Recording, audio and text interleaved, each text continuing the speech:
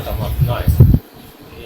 এবং যদি দলীয় মতামত হতো তাহলে, কারণ এই সরকার তো সকল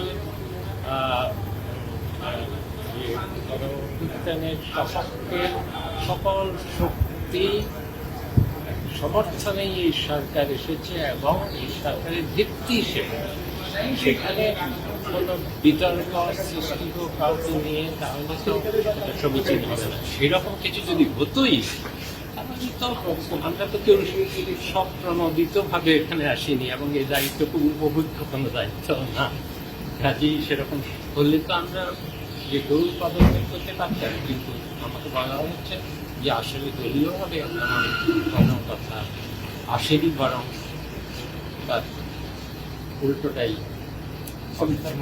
জানতে চেয়েছি আমাদের।